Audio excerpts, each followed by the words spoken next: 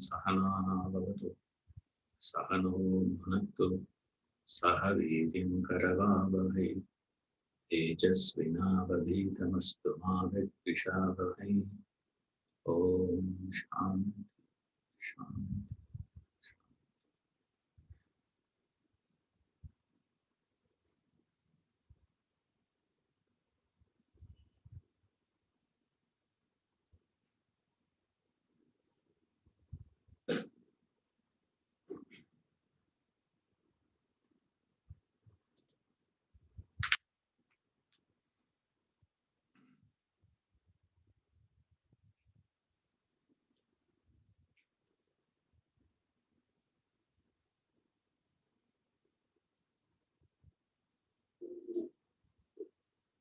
Page number 234. Third paragraph. Renunciation has nothing to do with place, position, or profession. It flows from knowledge, which refines you, places you on vantage ground, puts you right on top, renders you peaceful and blissful, free from anguish and anxiety. Few realize the grandeur and power of renunciation. Through renunciation, you gain everything. Its spirit leads your actions to success, also supports your enjoyment of the world. There is a stern law of life concerning attachment. Attached, you lose. Detached, you gain. None seems to be aware of it, much less follows it. It means that if you cling on to any material form selfishly attached to a person or object, you shall go through suffering and sorrow. Either something terrible happens to that relationship, or you lose the object of your desire. Whereas, when you live a life of mental detachment, in a state of renunciation, you will find objects and beings reaching you. Swami Ramatirtha has proclaimed this truth to the world. The way to gain anything is to lose it. It is an inexorable law of life. Observe it in your surroundings. Learn it from your experience. Realize this truth from personal knowledge. Renunciation paves the way to prosperity and peace in life.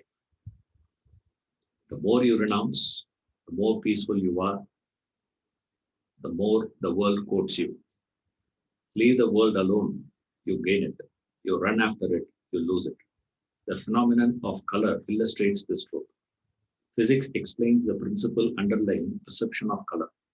Light consists of 7 vibratory colors. You may see an object only when it is bathed in light, but the light it reflects. A rose appears red because it reflects red color only. It absorbs the other 6 colors and rejects red. Strange as it may sound, the rose is red because it gives away red. Thus, an object appears in the color that it relinquishes. There's a story depicting this striking truth of life. The king of a state was anxious to meet a sannyasi, a recluse who has renounced everything in life.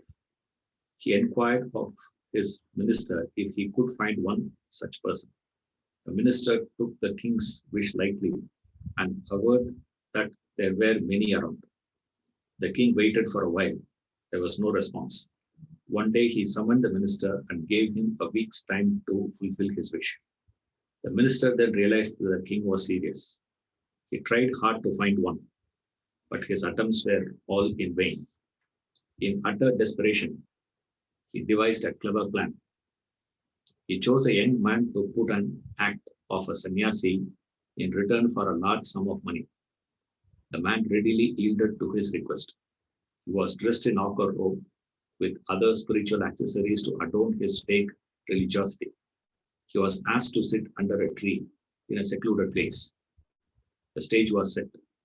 The minister announced that he had located the sannyasi. The king and his retinue was brought to the scene. The king was inspired at the sight of a fringed sannyasi. He prostrated at his feet So did the queen. The king looked inquiringly at the minister. He had to prostrate too. The king offered trays of money, clothing, and food. The sannyasi would not accept any of them. The king was amazed at his spirit of renunciation. He reverentially took leave of the holy man and returned to the palace with his retinue. The minister rushed back to the scene. He commended the young man on his great performance and offered him the promised payment. The sannyasi refused to accept it. The minister was confused. He told him that the pay was over and bade him accept the money. The young man gestured to the minister to sit down and spoke these words of wisdom. Dear sir, did you not witness the beauty and grandeur of life in our episode? Have you not learned the great lesson today? Do you realize I finished an act of renunciation for a short while? The king, the queen, and an entire retinue were at my feet. Just an act of abstraction. A show of renunciation showered so much wealth and reverence upon me.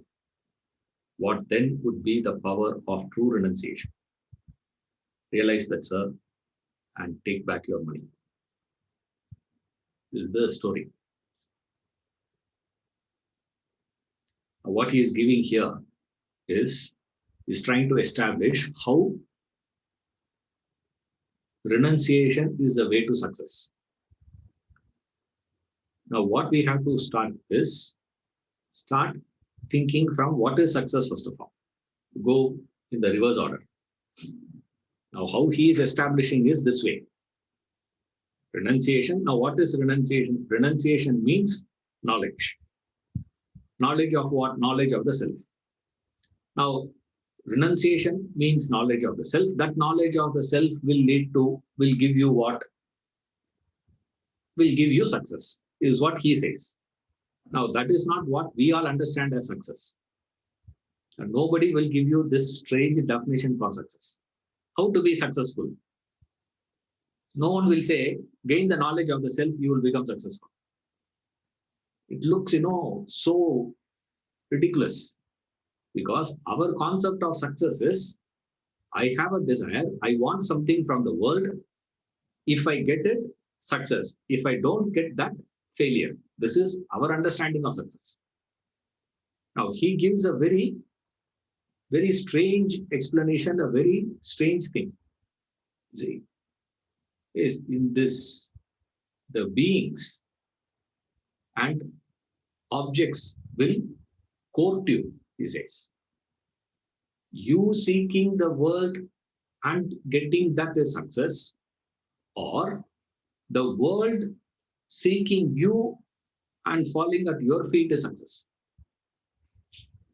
Which is success? He says, through renunciation, you can achieve the second type of success, which is the true success. The first type of success is not success at all, because when you start seeking the world, when you start seeking that objects and beings, relationships and everything, you start seeking that with the idea of what? You start seeking all that for what? What is the basic concept we have? So that's it. We believe the presence of that object or being will give you a sense of fulfillment, a sense of happiness, a sense of peace, because without it, you are feeling disturbed.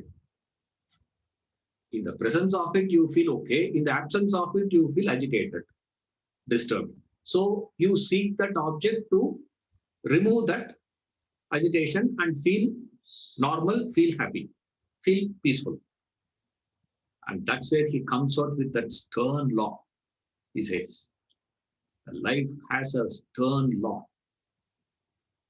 And remember, the moment we say law, what you need to understand? It is a law. Law means what? Law demands your compliance. That's it. You just have to follow it. You are not given any choice here. I agree with it, I don't agree with it, I understand it, I don't understand it. It is to, I believe it, I don't believe it. Law doesn't care. Same way, it says the law of life means this. There is a possibility for the laws of the land. There is a chance. There are some exceptions. There are ways you can circumvent the laws of man-made laws. Man-made laws are you can easily circumvent. That's not a big difficulty. You see, but the natural laws, it's a stern law of life. So a stern law means you can't circumvent. And what it demands you to just follow it. What is that says? Says, attach, you lose. Detach, you gain. You get attached to anything, you will lose it. And what is the meaning of loss? You will get attached to what? You will get attached to material objects or beings. When he says you lose, of course, he goes to the extent of saying even you will lose that very relationship itself. But that's not the real problem. That really a terrible thing is that object will be there, that being will be there, that presence is there. But what you wanted out of that you will not get. You see, it's torturous. If you really understand this, it is really a torturous life. The presence is there, but that's what he says. Terrible thing happens to that relationship. What is the starting point of a terrible thing in a relationship? Rupture. That's the first step. The first sign of attachment. You are attached to something. That means first sign is what? Friction, fights, disturbance, agitation. That's what will happen. If you do not wake up, terrible things happen. So you better wake up in the first step itself. When the rupture is there in a relationship, when there is a friction, there is a heat in the relationship, wake up, he says. Then what is a terrible thing? Suffering and sorrow, agony. Now what we have to do, we have to go backwards. Right now, whenever I experience a suffering, whenever I experience an agony, I have to go backwards and say what? It is because of my attachment. To what you are attached will vary. And every time we will attribute our cause for our suffering and sorrow is what? Something external. No one will say it is because of my attachment and thing. Some of you may say that. There are people who come and tell me I'm suffering because of my attachment. That's because you are brainwashed. Constantly you keep hearing this in the class. Attachment is the cause of suffering. Attachment is the cause of suffering. Attachment is the cause of... You hear that 10 times, 11th time, you will also say what? That doesn't mean you have understood. Remember, it's not understanding. It just goes and sits in your memory. It's good to start with. That's fine. I'm not saying you should not have that, but that itself is not wisdom, remember. See, so it says, when you have this attachment, it will create friction first. If you continue with your attachment, what will happen, sir? We'll find. And the real tragedy is what? The object will be there. If the object leaves, at least there is an option you have to seek something else, to look in some other direction. But it's there. Hey, at least the old car is disposed of, you can look in for a new car and park it there. If the old car is standing there, what can you do? You can't park one more car on top of that car. No? You have to dispose of the old for you to go and search of new. Your attachment will not allow you to look in any other direction. And is this giving you joy? Is this giving you pleasure? No, it's not giving you pleasure anymore. It is giving you sorrow only. Fights only happening. Friction only is happening. But still what you will do, you will continue.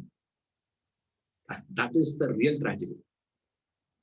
And solution is what? So we all say what? Sir, from your own example, you have given a solution for all of us. What's that you said? Dispose the old car, get a new car. That's exactly what we are also doing in our life. What are we doing? Dispose of old attachment and go in search of a new attachment. Do away with old attachment and go for a new attachment. New. But just dispose of that car. That's all. Don't go for a new one, he says. Why do you want that object? That's where this knowledge comes into picture. That's why he says it is renunciation and knowledge are synonymous. They are synonymous terms. Means you both are same. Renunciation means knowledge. Knowledge means renunciation. What is knowledge? Knowledge of the self. What is that? Vedanta. That is what we are all studying. So you have been studying, you have gained that knowledge of Vedanta, but unfortunately what? Renunciation has not flowered in you. So as per his things, if knowledge and renunciation are synonymous, you have already gained that knowledge of Vedanta. Not only from this class. So many classes you attend. Right? There are people that too after this lockdown, you don't know what to do in the house. So what you do? Morning one lecture, afternoon one lecture, evening one lecture, night one lecture before going to bed. And then again wake up in the morning, one lecture, evening one lecture, afternoon one lecture, and then night one lecture. So much. I'm quite sure some of you in this class I know who can take a class on renunciation. I know few people here. That's why I tell people to switch on the video so that I know, okay.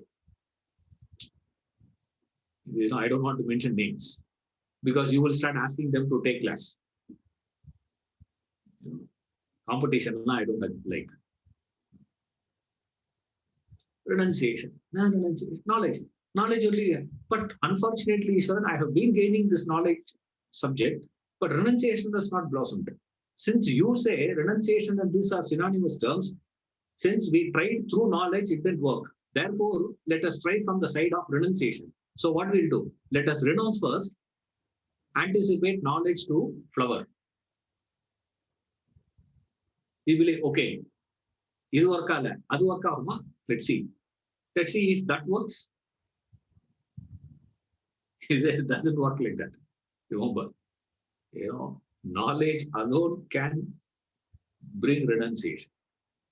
What is knowledge? Vedanta. Knowledge of Vedanta alone can give you that renunciation. What is that you renounce? You don't renounce the object. You are supposed to renounce the idea that you carry for seeking the very object itself. What is a motivating factor for you to seek whatever you are seeking?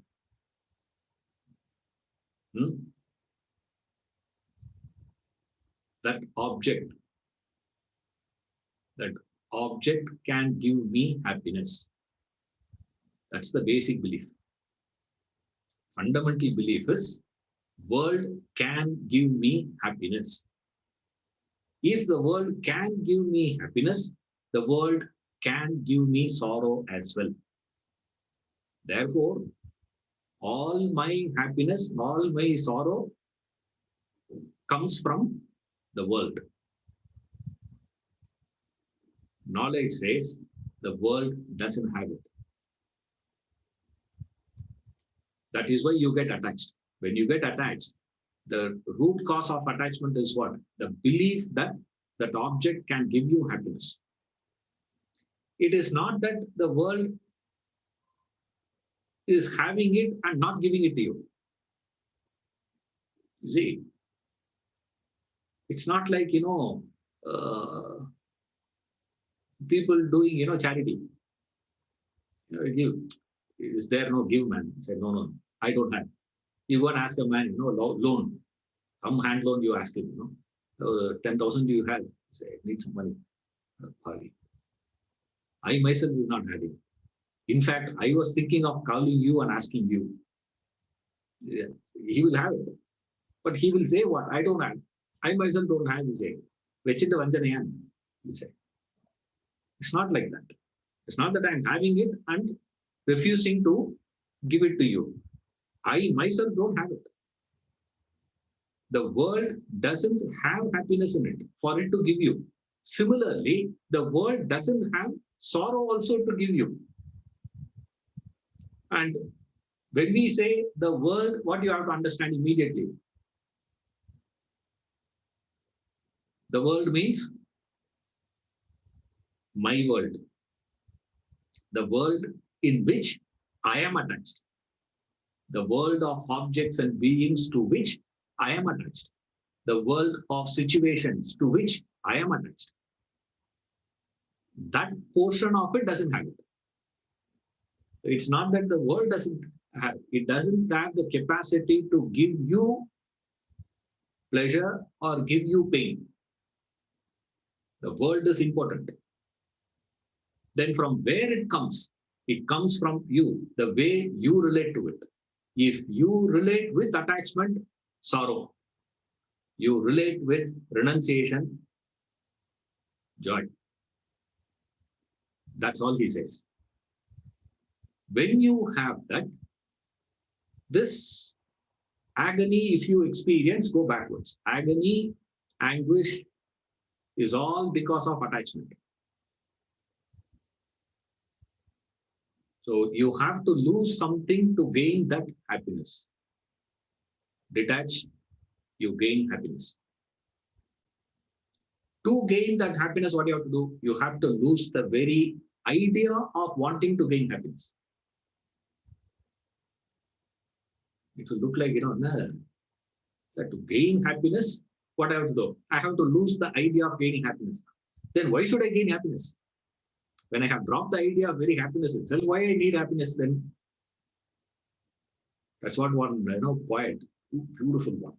He says, he, has a contempt towards Mahalakshmi. He sings, I was praying you all my life. Every day, prayers, morning, evening, prayers. I've been praying to you. You never came to me. Now that I have taken sannyas, you are knocking at my door. The sannyasi doesn't require it. He says, I don't want you, saying you are knocking at my door. Now coming, what is the point? You should have come then. And Mahalakshmi gives a reply, beautiful reply. I was there always, man. The problem is what? You were standing on the doorstep, not giving me a way to enter. It's like people open the door and they stand there and say, IA means how you will enter the house. A cultured fellow will not barge himself in. Only a robber will come in like that. A guest will not come like that. What you have to do? Open the door and then move away from the door so that the guest can enter inside. Now, what are you doing? All your lifetime, only when you took sannyas, only you moved out. Therefore, I'm entering now, Jesus. Very interesting conversation. That is what he is explaining here. Says, the more you gain, the world will start coming behind you. The world will come behind you. You will get success. World will start wanting you. World will come running behind you. Doesn't mean don't think immediately your bank balance will increase. Oh, if I renounce, what will happen, sir? Bank balance will it increase automatically? By once I renounce, my desire to gain name, fame, and all that, everyday newspaper headlines will be my name. It's not that, please. The world will start courting you. Yes, beautiful. Yes, world will start wanting to be with you. World will start saying, I'm willing to come along with you. Take me with you.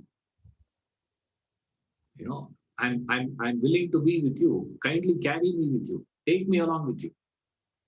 He'll say, that is what is meant by that the world wanting to associate with you is called success. A success. Who is a successful husband? Who is a successful leader? A successful husband means the wife should be wanting to be with you. Should not be waiting for, your presence is too much here. You can't take it. So get out of the house. Now that's what we are experiencing now. In the beginning of lockdown, we were all saying what? Oh, now we are getting very good time to be spent with our family. This is only people who have enough money to eat their food. Okay. I'm not talking about people who have been, struggling their life actually. The millions of fellows have been having problem there. I'm not talking about those people. I'm talking about the people, who have been having work from home. Means, now we are able to spend time with my wife, with my family. We are together, we are eating, breakfast together. We are eating dinner together. We are spending time together, and all those things. Now, what is it, sir? Now they are saying it has become toxic.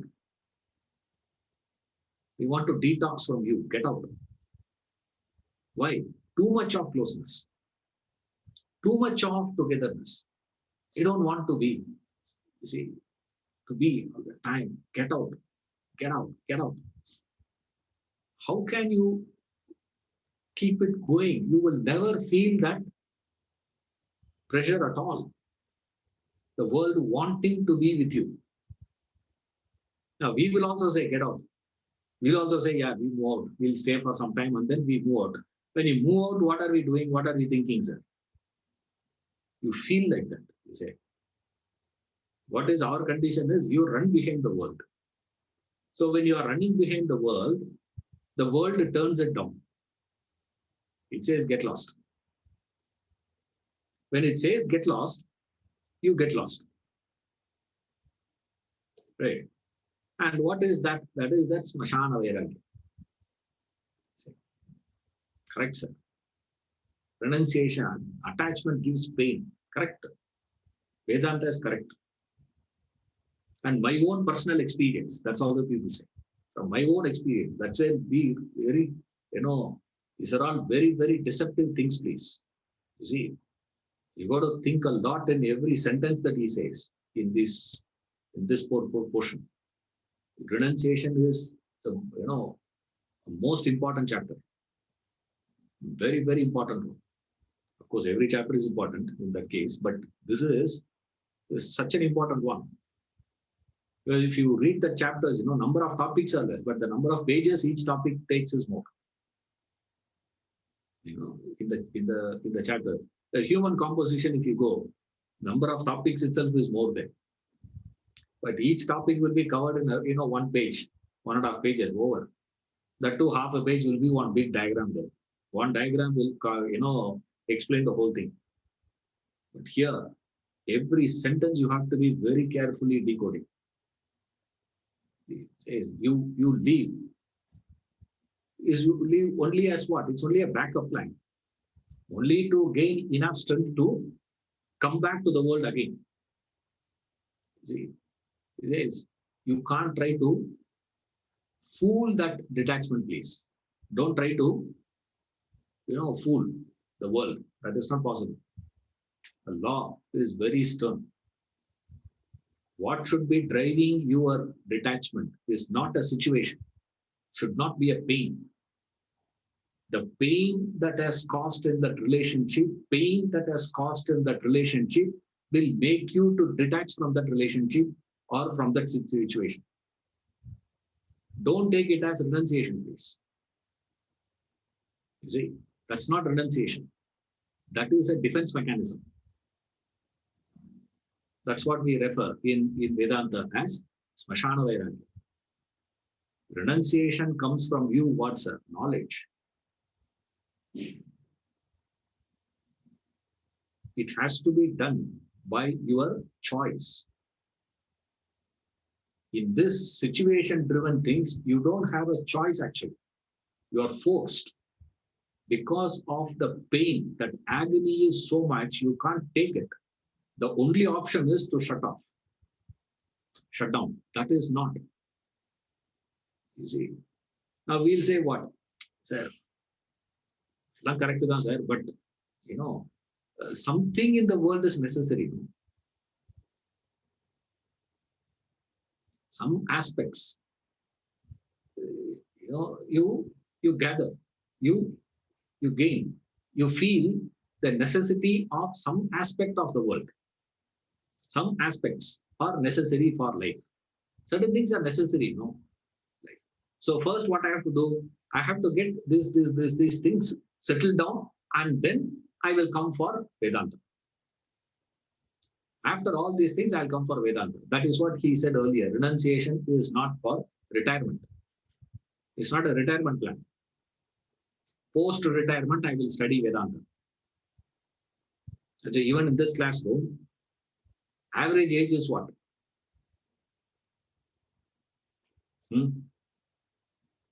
No youngster comes for this. Why? Because the belief is what? Belief is you should study Vedanta, you should gain this knowledge only after you're retired or you are close to retirement. Now itself I'm planning post-retirement what I'm going to do. Yes, that's not what it is. It is only to have. That's what Mundaka Upanishad says.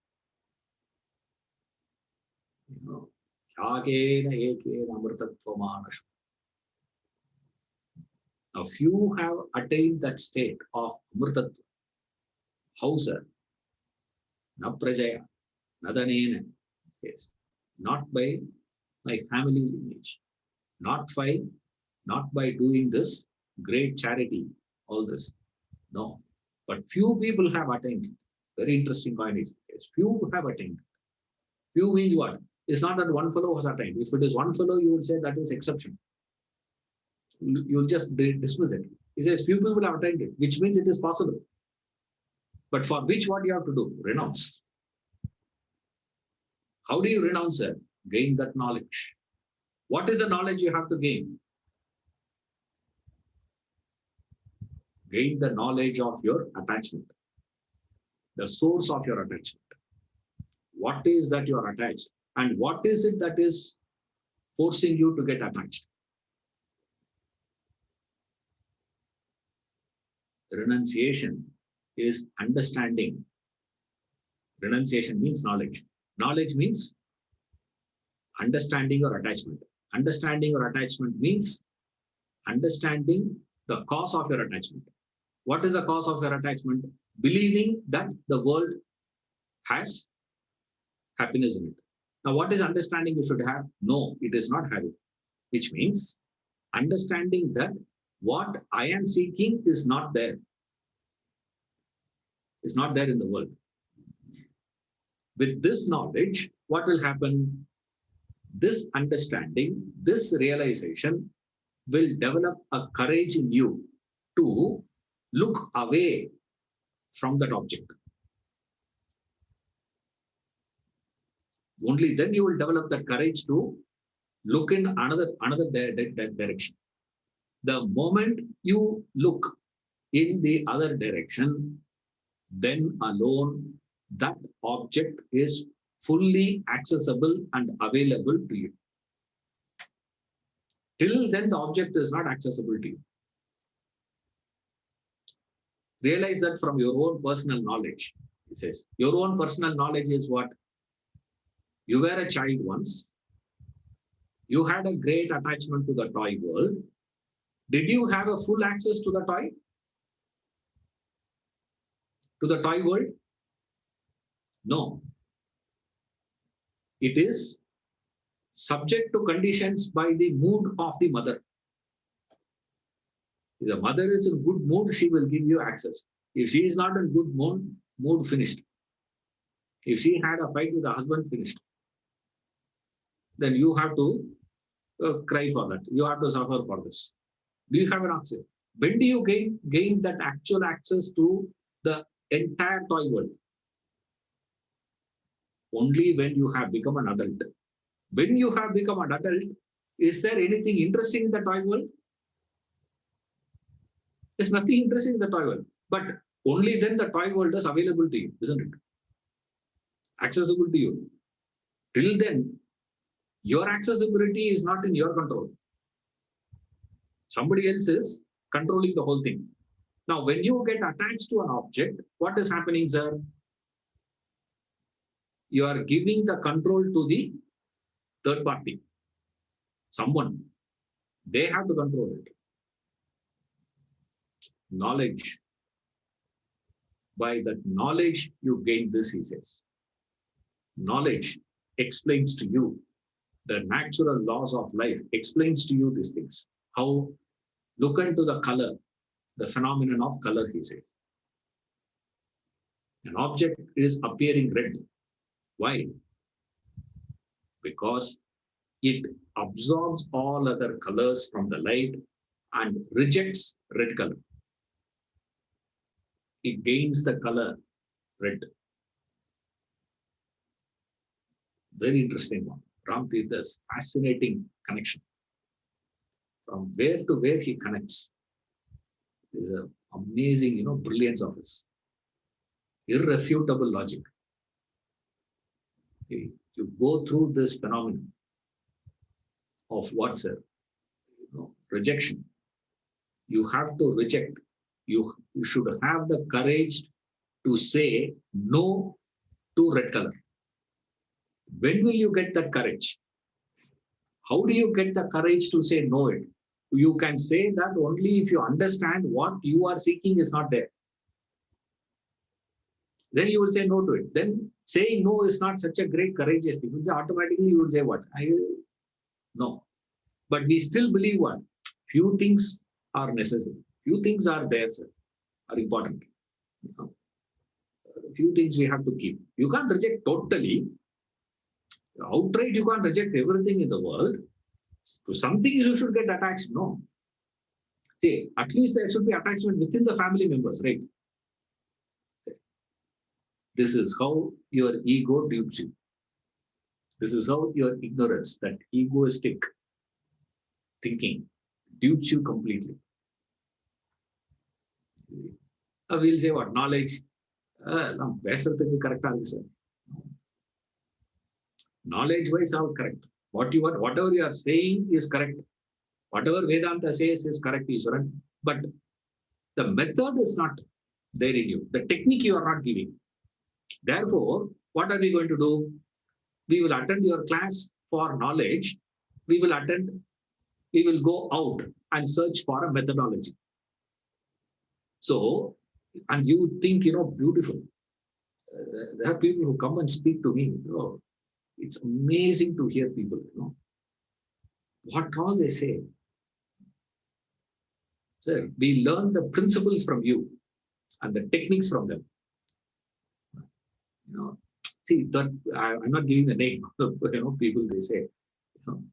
You are the best in giving explanation. He is trying to praise me. Principles you explain. Nobody explains principle like this. But you are not giving any techniques. So we will gain principle, science from you, technology from them. So Vedanta gives this, that. All this is what? Is a fantastic way of your ego to camouflage the whole thing. There is nothing here, remember. You gain this knowledge. The moment you gain this knowledge, automatically you will have the courage to say no. Straight up, there's nothing you require. No techniques, no nothing here. That ability to do this needs tremendous courage. Like, you see, the eagle, they say, life expectancy of an eagle, they say it can live up to 70 years. Can live up to 70 years. But most of the eagles give up the ghost by 40. Around 40, something phenomenal is done by the eagle. Fascinating. Whether it is true or allegorical, I don't care. Right? I don't care whether it is true or false. But the idea is fascinating. You know, but because there are documents to establish, yes, this is what they do. The eagle, when it comes around 40, that old eagle, doesn't have that sharpness of the beak. So what it does is, it takes a flight. That's the difference between eagle and everyone else. All other birds and eagle is different. Eagle is considered as a king of birds. Why? Because whenever there is a rain, all other birds do what, sir? They go and hide. They take shelter under something. And eagle does something phenomenal, extraordinary. Eagle flies above the cloud. He starts flying above the cloud, from where he starts seeing the entire rain, enjoys the rain there. It just flies above. If it starts raining, it will not go and seek. This is exactly what we all do. Whenever there is a problem, we seek shelter. That's Smashana Vairagya. Temporary one.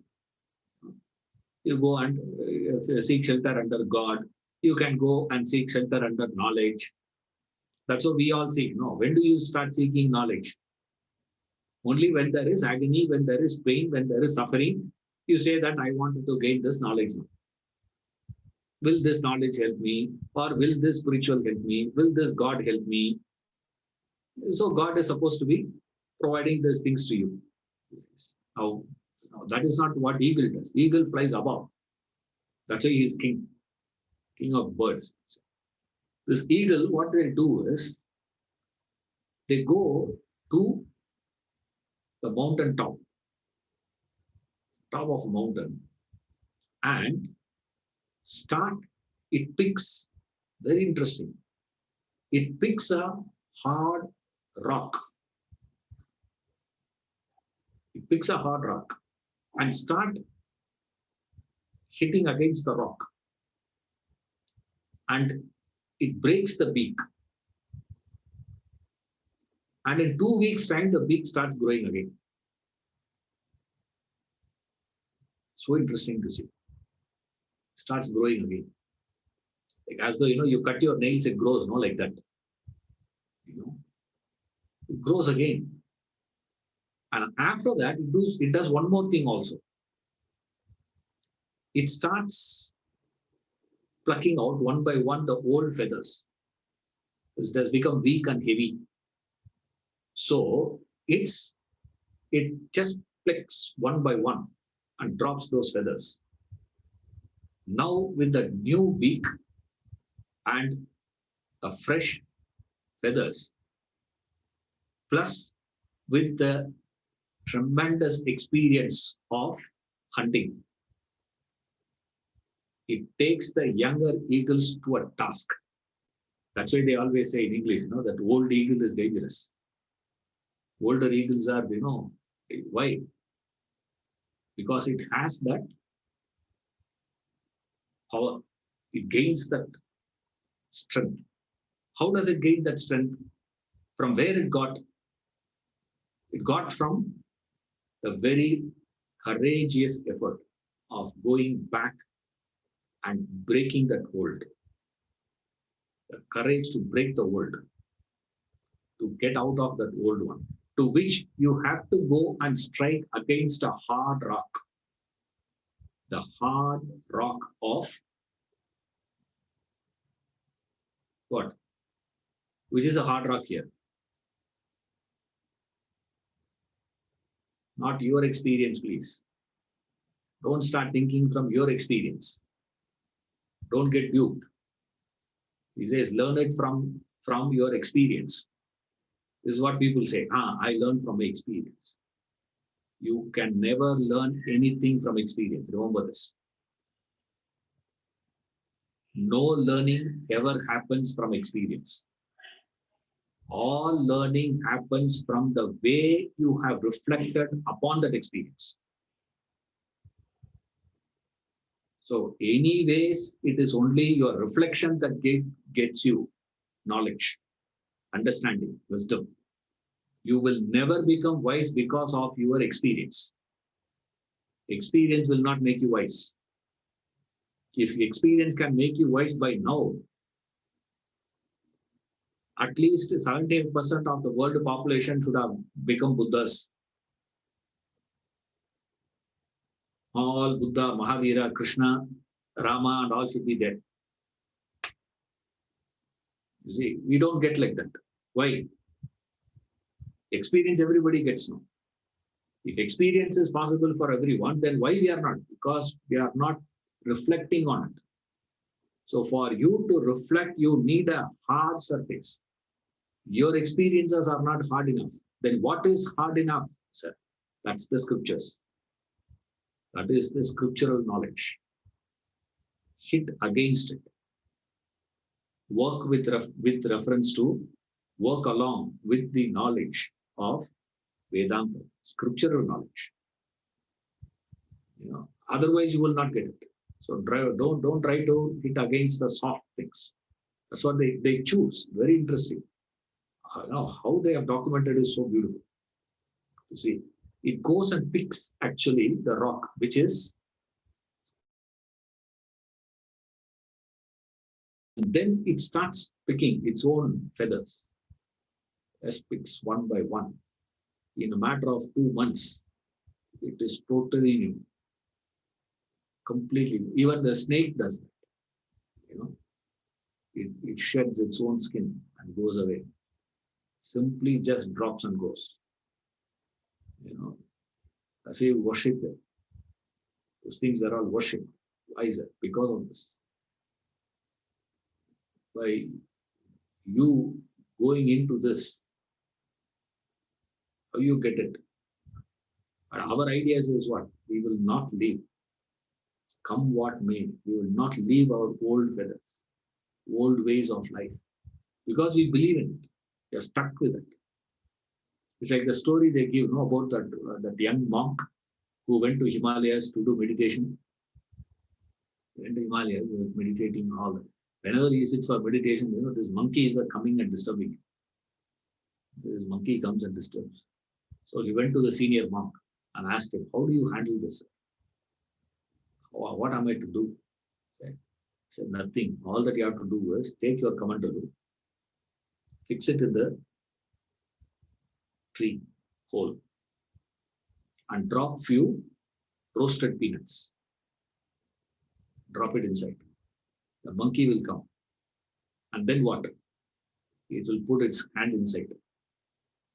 Once it puts its hand inside to take those few nuts, you take a stick quietly, aramse you go and whack that fellow left, right, center. He will squeal and squeal, but he will not move. He will not. It has to come to a point of bleeding to death. That is the time it will leave and run away. It will not. After that, he will not come anywhere near you. Don't worry. And this fellow did that and it worked. And he came back in the next day and profusely prostrated. My God, what a practical teaching you have given me to handle the monkey. He said, you Buddha, the monkey is you, he said. It's not talking about that monkey. I'm talking about this monkey, he says. What you have been doing is, now what is the logic of the whole thing? The logic of the entire episode is, the monkey put its hand empty inside. Right? It can take out hand only if it is empty. That's all. If you have entered with an empty hand, you can exit only with empty hand. There is no other possibility. The moment you understand this, what you will do? What you will do? This is called reflection. If you understand this, what you will do? You will not even put your hand inside, because I put my hand inside and take my hand out. Either case, it is empty. Then why that whole drama of all this? But still, we will say what? This time it will not happen. Last time I made a mistake. Last time, Ishwaran, I didn't know Vedanta. Now that I have learned Vedanta, now that I have attended your seminars, now that I have attended your workshops, now that I have attended your retreat, you have taught, what is it? The technique of action. I have learned the technique of right action. So now what I'm going to do? With this knowledge, I'm going to be a go-getter and go behind the world. What is the effect of that? You'll be beaten left and right, black and blue, they say. Then you will drop this. And then what you will do again? Again, you will go to the next tree and push your hand inside. The monkeys are far more intelligent than you, is what that monk said, not me. Okay, I'm only quoting what he had said. Don't say that, you mean to say we are all monkey, we are all evolutes of it, all this. It's not the case. It is only the way to you gain this knowledge. How do you gain this knowledge, sir? Reflection alone will work. That is what hitting against the rock. Hit it. What is reflection? Reflection is not on your personal experience. On those things, please. Don't get fooled. Then reflection means what? Remember, reflection means your ability to deposit independent of any external circumstances, to entertain at least one thought a day that what I am seeking is not there. It's not here. If you do that with your full force, like Swamiji gives example, sting like a bee. In that sting, the bee dies. It should die. Why? All that life energy that it has, it injects in that. With all the power that you have in yourself, use all that power of thought and deposit that one thought when your life is going more or less okay. More or less your life is going okay. For most of us, life is going okay only more or less, because every day you cannot have like in the news channels, we have, every day we wanted to have a breaking news. Now, how can you have a breaking news on a daily basis? The breaking news can come only once in a while. You can't, then what we have to do? We have to generate it. Similarly, we don't have tragedies and problems of life on a daily basis. Once in a while, it will come and strike you. But more or less, most of our life goes fine. When your life is going fine, more or less okay, on that day, what did you do? On that day, you do what? Totally involved in the world. Totally lost. If at all you do something, you start saying, let me correct. If you cannot correct others, now you will start saying what? I'm going to correct myself. Reflection. World is not a problem. I am the problem. Problem is with me only. Problem is with me only. Now, again, it is only ego. You see, whether you are whipping the other person or you are whipping yourself, the whipping continues. No. Renunciation, knowledge is the futility of whipping. That's all. Knowledge means understanding that futility of whipping. What is the point in criticizing the other person? What is the point in you claiming yourself to be a sinner? What is the point in this? There's no meaning there. It is a wrong thought. to have this. So this whole renunciation, how does it work, sir? It just works like a flowering. Renunciation, that knowledge flowers in you as renunciation. Flowering means what? I've seen, in this south, we go to few temples, this Amman Koil, we go, they'll be selling this lotus outside. And people will buy that lotus and spread its stings and open it up. They stand there and keep opening it up. Have you seen that flower wala? It is open actually now. Now it is opened, but has it flowered? Before you take from outside that shop to the Sanctum Sanctorum, the flower is dead. You are going and offering a dead flower to the goddess. You're not offering. Why? Flowering is silently happens. Silent. And you got to stand and wait. I used to do that a lot in academy. Sit there and watch. It will take hours.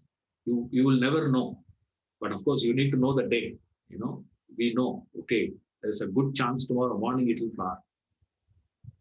So you sit there and watch, and watch, and watch, and watch, and watch, and watch. Silently, it just goes, just opens up. I had no noise. Noise is what? Agony. Reflection should happen in the climate of silence, quietude. Not during the time of agony, pain. It will appear as a flowered one, but it's not flowered one. It's dead flower actually. It's like those people carrying the flower to the goddess, forcefully opened. Whenever you have a pain and then you try it, that's what happens. So he says, don't do that mistake. Then what you have to do? Think on these ideas. Think on the idea of attachment. Gain this knowledge. And don't try to gain that knowledge through back door. The backdoor entry gaining knowledge attempt is what Karna did. You see? And a fascinating curse. Each curse is something, phenomenal in our, Shastras. What curse? I suppose you all know the story. Karna was an archer, wanted to gain that knowledge of archery, mastery. That and the highest one is to gain the knowledge of Brahmastra. So he goes and lies to his guru and learns. At some point of time, the guru recognized, understood that he has lied. Right? And now, what is the penalization? What is the punishment? And Guru gives a curse now. Parashrama gives a curse. Amazing curse. That was. Every curse is like that. Every curse in the Shastras is fascinating to study. See, he says, you will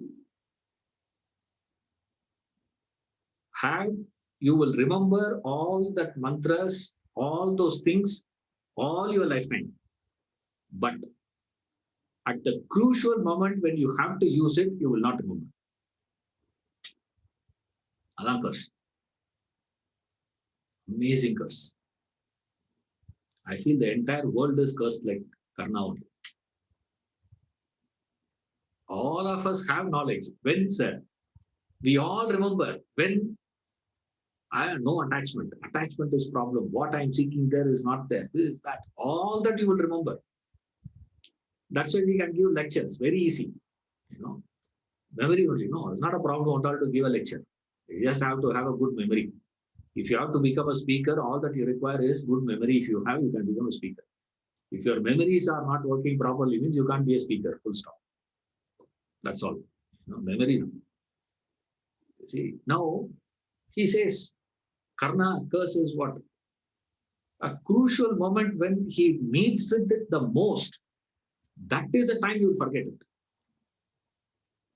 And the best part is, right through Karna remembered those mantras, but in the Kurukshetra war, he forgot all that. It worked. The curse worked on him. That's exactly what is happening to all of us. We all gain the knowledge. You study all this. You read all these things. It's not that you don't read. You read all these things. It's not such a complicated sentences and words here. Very simple, very direct. So you believe what? You have understood. And we start thinking what? It is. But a crucial moment you forget.